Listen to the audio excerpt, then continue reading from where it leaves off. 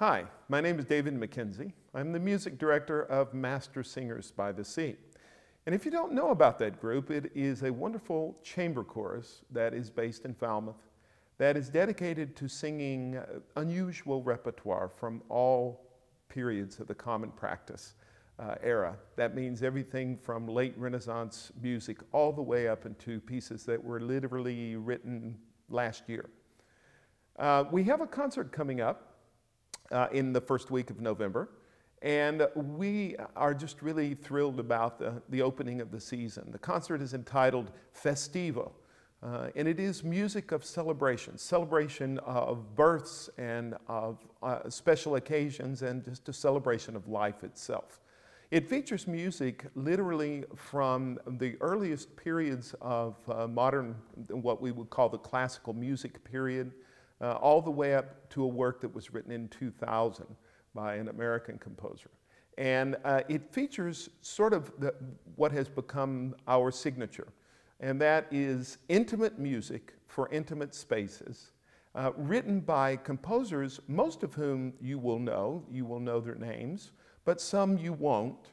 And even if you know the composers' names, though, you might not know some of the works themselves. And that is sort of our mission. We're not really interested in repeating works that other choruses are presenting, because other choruses are doing a great job in presenting those great pieces, the Brahms Requiem, Mozart Requiem, those. What we do is, and I kind of make a joke about it, is that we're sort of like the Star Trek of choruses. We boldly go where no chorus has gone before and seek out new pieces to bring them back for our audiences and perform them. And we have developed quite a loyal following doing just that because of the energy and enthusiasm of the chorus. Each of our concerts features not only choral works with instrumental accompaniment, but also some really intriguing instrumental works themselves. So it's a nice mix of choral and instrumental music. This coming concert, Festivo, opens with a work by George Frederick Handel, well-known name. But again, a work that many people haven't heard. And this is the overture and a set of dances from an opera he wrote in 1735 called Alcina. Now Handel, we know his great oratorio, The Messiah, and Saul, and all the great oratorios, but really at heart, Handel was an opera composer. He came to London as sort of the golden child of Italian opera in the early 1700s, and just became the whiz kid of all of England. And unfortunately, though, the tastes of the London public were not really geared towards Italian opera. So after a few years, the interest began to wane. So he kept plugging away, and this, I believe, is the last opera that he wrote in the Italian opera format. After that, he devoted most of his attention to the oratorios, of which Messiah would come down the pipe in just a few years. So this is the overture of the opera, and it's a set of dances that were originally featured in the opera. Oftentimes, the opera at this time would have large ballet sequences. And these were dances that were written for a specific dancer, Marie Saillet, who was very famous in London at the time, and on the continent and in Paris, and was kind of a revolutionary in the dance form. She had these radical ideas that dancers ought to wear costumes that actually reflected their characters. Simple things like that, which were quite new. Charming works. They will feature the string section and also a couple of our guest artists on recorders. The next piece on the program is a work from about 100 years earlier. It's by a Venetian composer, Francesco Cavalli, and the work itself was written in 1656. Cavalli was known primarily for his important work in the development of opera in the mid-Baroque period. But he, being associated with St. Mark's Cathedral, he was a student of Monteverdi, followed Monteverdi at St. Mark's. He was responsible for creating a lot of absolutely wonderful sacred choral music as well. And this is one of those examples. It's a setting of Psalm 127, Nisi, Dominus. And it features a lot of the same characteristics of the music of even Gabrieli and Monteverdi. at this point, because he was writing in what was known as the ancient style. Absolutely stunning work that features heavily contrapuntal polyphonic writing mixed in and out of ritornellos called sinfonias with the instruments. It's a charming piece. And the last piece on the first half will be something unusual for us. This is, it's called Música para la Navidad, music for Christmas, for the Nativity. And it is by a late Renaissance Spanish composer who was living and working in Mexico. Juan Padilla wrote a huge number of works, over 700 works that are listed now for him. And this music is some music set to secular dance rhythms, actually, but with poems, contemporary poems, about the Nativity. And features unusual instruments. It's not your usual violins and violas and cellos, but it does use cello and bass and bassoon, and also some hand percussion and recorders. It's really an intriguing and contrasting mix of delightful, I call it almost rowdy, quasi-sacred, quasi-secular music. Now, after intermission, we jump forward 300 years to 2000 and do a work by a composer that we have just really come to appreciate very deeply. And the composer's name is Whitacre, a young American composer who kind of is an all-American story in many respects, because when he started out in high school, he didn't know how to read music, but he discovered that he wanted to get involved in music, so he learned how to read music. He began to sing in choirs. He played drums, I think, and also piano. I believe he went to North Texas State, but he has, since about 1990, has been writing works that just capture the imagination of everyone who hears them. And we're going to do one of his works, probably one of his most famous works, called Lux Aurumque, which literally means golden light. And Eric uses the simplest of materials, of compositional materials, really basically triads, just basic consonant chords. But he uses them in very unusual and non-traditional ways, in that he will sometimes layer two chords on top of each other at the same time. He will take a major chord and add a half-step dissonance, so it creates this patina or sheen of sound. It's one of the really interesting things for a composer, I think, that something that you might write for strings or a piano that would sound very dissonant because of the edge or the bite on the sound of the strings or oboe or keyboard. When you put it for voices, the natural tendency of voices to blend together tends to make it not dissonant, but create this wonderful shimmery quality. And that certainly is, I think, what he was trying to accomplish in Lux Aurumque. It's set to a poem by Edward Esch that Eric had translated into Latin, and it is it's a very mystical effect that gets deep in your soul. So it's a piece that we've just come to love.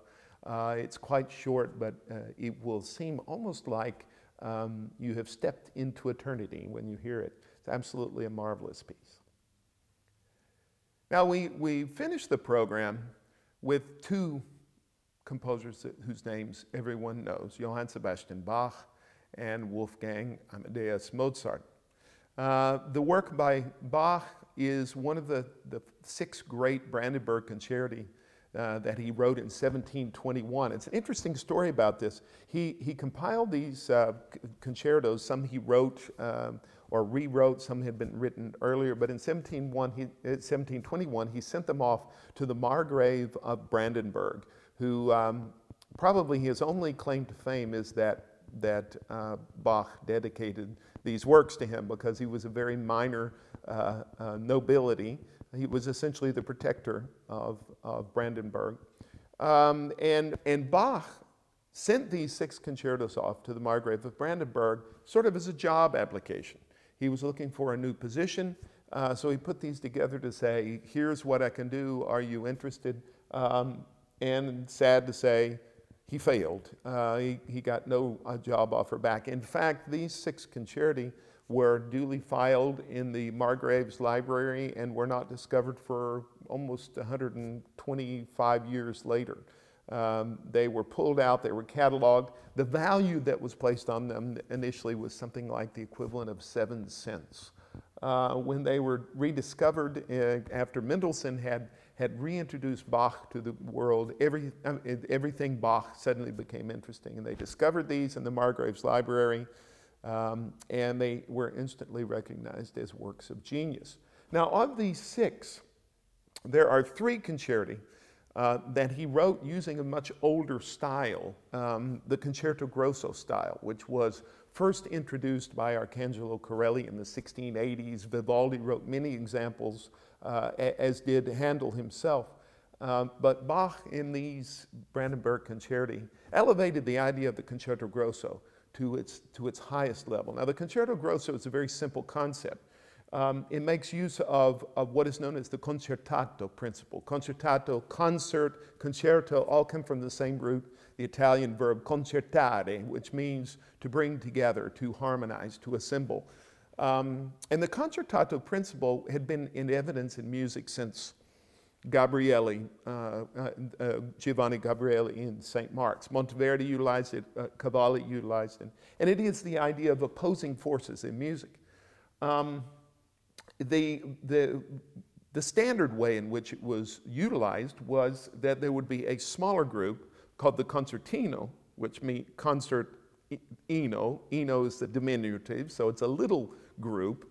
And the concerto grosso. Grosso means big or large. So you would have concertino, little group, concerto grosso, the big group. And these forces would be played off against each other. So in some ways it becomes a musical contest of a small group pitted against a large group. Sometimes they play together, sometimes the concertino is alone, sometimes the concerto grosso is alone. Bach took that concept in 3 of the 6 Brandenburg concertos, number 2, number 4, and number 5. And in each one of them, he utilizes the concertinos differently. Normally, the concertino of the Concerto Grosso was either 2 violins and a continuo group, which would have been a cello, or another bass sustaining instrument, and a keyboard or a lute or something, some harmonic instrument. But Bach chooses to use a different concertino, and it's a solo violin, quite involved solo violin part, that will be played by our guest artist of fame, I guess, our guest artist of choice, Jesse Holstein, who last year did 3 of the 4 Vivaldi Four Seasons concerti. He will be playing that, and we also have with us Jan Elliott, who's the director of Passacaglia, based in Falmouth, an early music specialty group, and also a member of our chorus, who's also a fine recorder, player, Jeff Kaufman. So it is for solo violin and 2 recorders. And this is a very unusual concertina for many reasons, because it's almost as if Bach in these Brandenburg concerti, he's sort of trying to highlight the underdogs. If you look at the recorder, was not really a major solo instrument at this time. It was used as a color instrument, but not really promoted. In the next concerto, number 5, he features flute and violin as the 2 solo instruments, but also the harpsichord now he has a huge prominent role. This was the first instance of the keyboard, the harpsichord, being featured. In fact, it takes over. Everyone else shuts up at the end of the first movement of Brandenburg 5, and there's this incredible extended cadenza of several minutes for the harpsichord. And in the concerto number 6, he features the great underdog of the orchestra, the viola. The violas are always stuck back there going pa, never getting anything.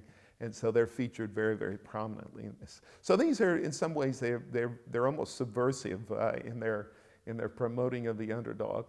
And this work is, as I said, it uses the concertato principle. But again, Bach doesn't use it like, say, Vivaldi or Corelli would, in which there would be a returning, what is called a ritornello. The ritornello literally means the refrain or the reprise, and it creates the musical structure of the work by coming back and creating the musical walls of the structure. It's usually in Vivaldi or Corelli, it's very clear cut. You know exactly when the ritornello is happening, and then the soloist will take off with different musical material. It's not the case here, nor is it in the next one. Here, the ritornello, fragments of the ritornello are played in the soloist, and the soloist plays sometimes with the ritornello, and they will appear out of it as if the ritornello stops suddenly.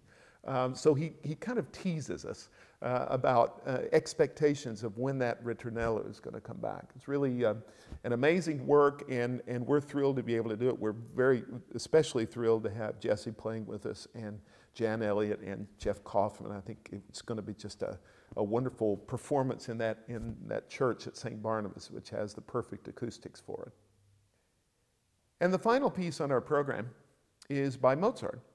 It's a piece that Mozart wrote in keeping with our theme of celebration, of festivals, that he wrote for the feast of St. John the Baptist. It's an offertory. It's written in 1772. It has a very early Kerschel number in Mozart's catalog, but it was actually written in 1772.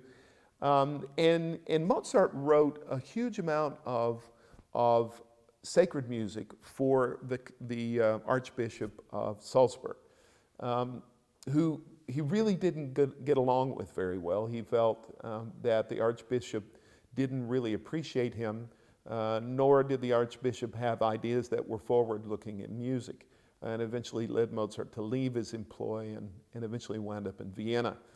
But these earlier works really are, I love it. There's a quote from Sir Colin Davis about these early works of Mozart, and I've used it before, but it really speaks to the nature of the music. Sir Colin said, this is music of appalling youthful exuberance.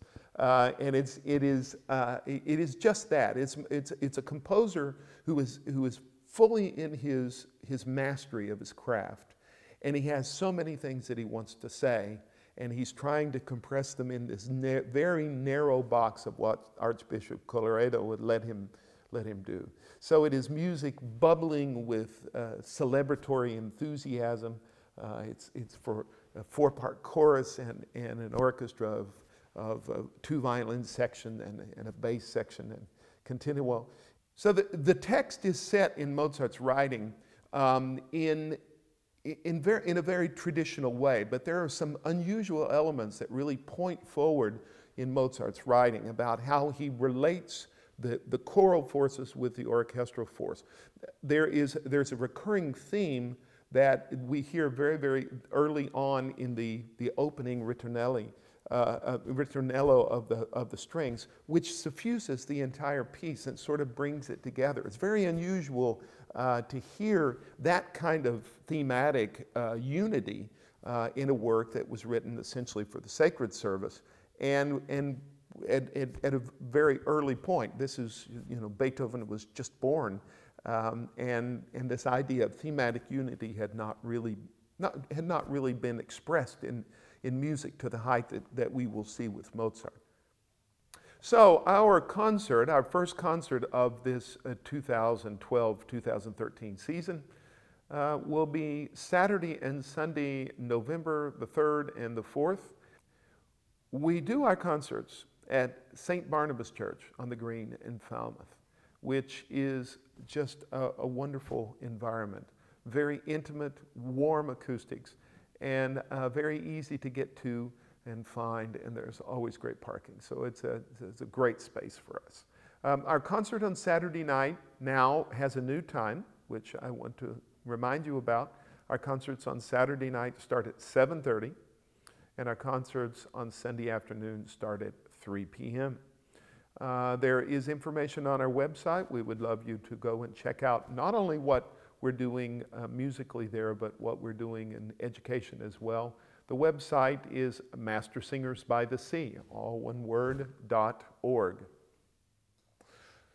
You know, this season we're always looking for new things, new ways to not only to present the concert experience itself, but also to give our audience a richer experience. Part of what we do during the concert is not only do we perform the works, but I also will say something about the work before each performance, so that hopefully we can peel away a little bit of the layer of mystery around some of the works. And we found that it's very, very helpful for people, and they appreciate it very much, to have a little bit of insight just before they hear the work about what it is they're going to be hearing, and maybe what the composer was trying to accomplish. What we're starting this year is also something before the concert. And two of my great loves are music and food. I love to cook, I love to eat, which is oftentimes obvious, but what we have done is we're beginning to partner with some local restaurants and really encourage people to make a night of it. We've actually changed our concert time for the Saturday evening performance from 8 o'clock to 7:30. And that allows people to get home a little earlier, and so they can start a little early by possibly going to one of the many great restaurants that we're blessed with in Falmouth. Falmouth in many ways reminds me of the town I lived in for 10 years in Oregon, called Ashland, which is where the Oregon Shakespeare Festival is. 23,000 inhabitants, and they have 50 restaurants and 25 art galleries, and it's a marvelous environment. And Falmouth really strikes me as that same sort of really unusual combination of small town feel with big town arts environment and restaurants. And so we're making some connections. We're promoting these restaurants on our website, and they will be featured in our program book. And it's an opportunity for us to really begin to make connections in our community, with our business community, and realize that we all have something to give to enhance and enrich the experience of our community when they come to a concert. So we'll be partnering with, for this concert coming up in November, since we're featuring the Música para la Navidad de Johann Padilla, we are working together with Anejo restaurant. And they will be providing a little bit of goodies for the reception that we do after the concert, and we'll be featuring them in the program. And we certainly want to encourage everyone to visit Anejo ahead of time and get yourselves in the mood for a delightful evening of music that features some quasi-secular, quasi-sacred nativity music by Spanish-Mexican composer Johann Padilla.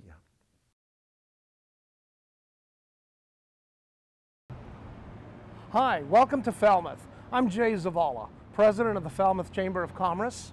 And I'm Judy Willis from Mastersingers by the Sea. We're here to celebrate Mastersingers by the Sea and its upcoming performance of Festivo.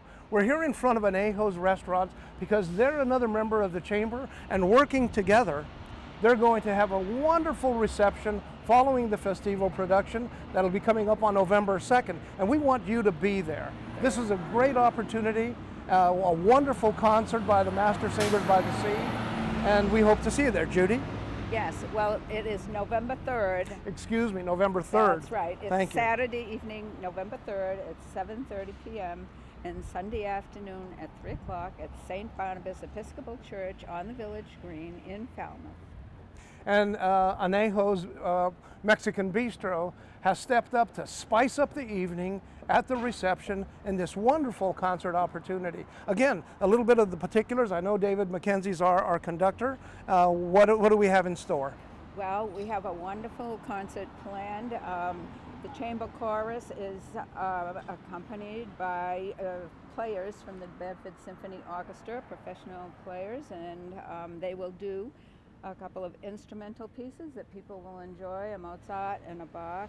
And the chamber chorus specializes in singing some obscure pieces that perhaps you haven't heard before. So it's rather an educational component of our concert. And also we like to sing at least one piece by a living American composer. Many people do not even realize that living American composers exist, and certainly they've never heard their pieces. So this is part of our mandate, is to have these performed. That's fabulous. So of course, this is Main Street, Falmouth.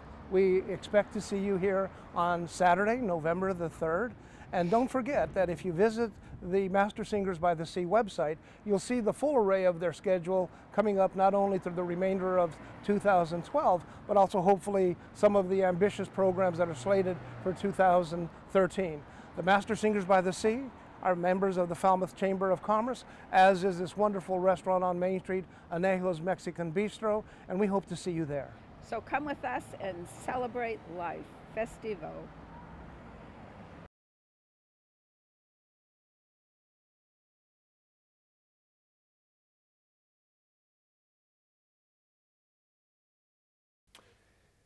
One of the things that is really exciting to me about working with Mastersingers is this is a group made up of amateur singers that get together with professional instrumentalists. The instrumentalists are principal players in the New Bedford Symphony Orchestra, the New Bedford Symphony chamber players. And one of the things, since I conduct both groups, one of the things I do with Mastersingers is really try as much as possible to hold them to what I would call a professional rehearsal standard. And so that means that we work very quickly. Singers come with their music prepared, and we don't spend as much time in rehearsals just learning our notes and banging through things, but really from the very beginning what we're really focused on is shaping phrases and making music and making it exciting from the very beginning. And that has really suffused what we've done over the last 6 years. It's hard to believe it's only been 6 years because it has become such an important part of all of our lives. But these are very dedicated singers who literally, some of them get together every day and work together to build a greater sense of professionalism in what they do. So it really has suffused, I think, our lives in a certain respect, that this little chorus, 24 singers and a chamber orchestra have created an audience and created an opportunity for our audiences to really experience music that they'll hear nowhere else, probably outside of, say, New York or Boston or some other place, and to try to do it to a very, very high artistic standard. That's what makes Mastersingers so exciting for me.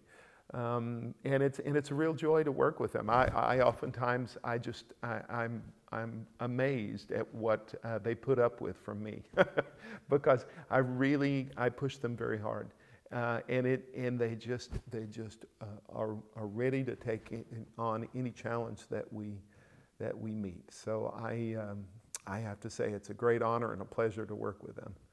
And looking at our season as a whole, we have really, last year we designed a season around the seasons. Obviously we featured 3 of the 4 great concertos by Vivaldi with Jesse Holstein playing. And this year we're sort of centering it around celebration and festivals. The first concert, Festivo, is music of celebration from 300 years, spanning 300 years. Our second concert, we kind of change gears and join with 7 other choruses from Cape Cod to Rhode Island for a mini choral festival on Thanksgiving weekend, put together with the New Bedford Symphony Orchestra in a stunning visual and acoustic environment of the St. Anthony of Padua Church in New Bedford, which is one of the marvels of the South Coast. I mean, wherever I go, whether it's in South America or Europe or wherever, I always go to the cathedrals and the churches because I think they're some of the monuments of our culture. And this church rivals anything I've seen anywhere in terms of just its incredible beauty and, most importantly for us, its wonderful acoustics. So Mastersingers will join with 6 other choruses to put together a 125, 130 voice chorus that will be doing our annual presentation of the Christmas portion of Messiah, but we will also feature a wonderful Magnificat by Franz Schubert, all on Thanksgiving weekend. And we have found that audiences are really ready by Sunday afternoon on Thanksgiving weekend.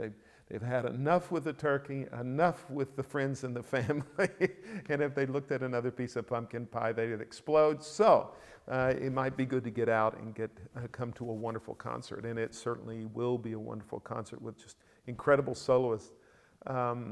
So that'll be fun for us as well. And then our other 2 concerts, we have a concert in March, which is called Winter Begone, and features works that are sort of geared towards the awakening of life in spring, with some interesting works by composers, maybe that in this case you'll probably not recognize so many names, but I think we've developed a lot of trust in our audience that the composers and the works that we're going to present to them are really going to be top-notch. And so that's going to be, I think, a really fun concert for us, and again, spanning music over 250 years. And then a little bit of a change for us in terms of how we program. For the final concert, normally we will feature maybe 4, maybe 5, sometimes 6 different works on the course of an evening. For our final concert in April, we call it simply enough 2 masters, and it is the music of Felix Mendelssohn and the music of Johann Sebastian Bach. Felix Mendelssohn, at the tender age of 18, wrote one of the marvels of chamber music, I think, with his great octet, which is essentially a double string quartet. Music of incredible purity and grace, and charm, but also a very, very deep and powerful sentiment as well. Masterpiece by an 18-year-old genius. On the second half of the program, we again turn to Johann Sebastian Bach and do another one of the Lutheran masses that he wrote, adapting the Kyrie and Sanctus and Gloria from the Latin Mass for use in the High Lutheran liturgy. And these are great pieces in many respects. First of all, it's Bach. You can't really go wrong with Bach. But this is almost like Bach self-selected greatest hits, because what he did with these works is go through took musical material from earlier works, cantatas, in some cases separate pieces, and reworked them with the new text of this high liturgy, and added and polished and refined, and so it's as if Bach chose some of his favorite music and put it together for us all in one little 25-minute package.